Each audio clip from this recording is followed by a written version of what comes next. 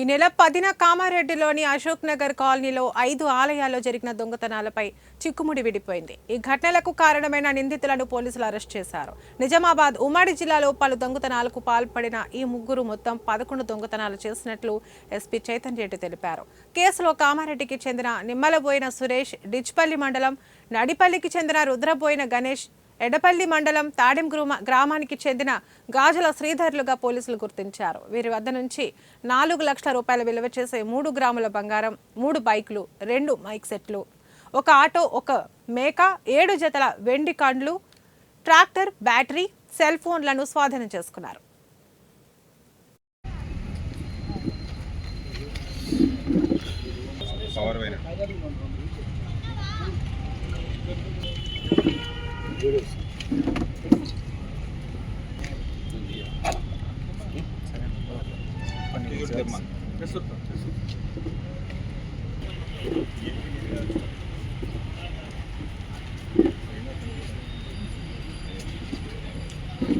దొంగతనం జరిగినట్టు సో వెంటనే మేము దాని గురించి ఇన్వెస్టిగేట్ చేయడం జరిగింది.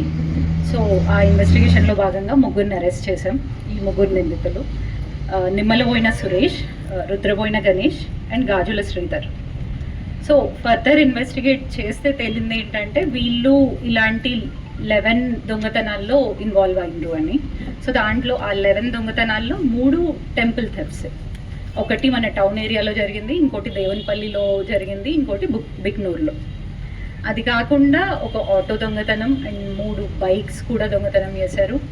అండ్ ఒక ట్రాక్టర్, బ్యాటరీ అండ్ గొర్రెలు ఇలాంటివి దొంగతనం చేశారు. సో మేము ఇన్వెస్టిగేట్ చేసి వాళ్ళ దగ్గర నుంచి ఆ స్టోలెన్ మెటీరియల్ అంతా రికవర్ చేసుకోవడం జరిగింది. ఇది ప్లస్ మోటార్ వెహికల్ ఐటమ్స్ అవి ఉన్నాయి. సో ఇవన్నీ they are worth around 4 lakhs. My team, especially CI Chandrasekhar garu and town SIs and constables and Devanpalli SI and constables, వీళ్ళందరూ వెంట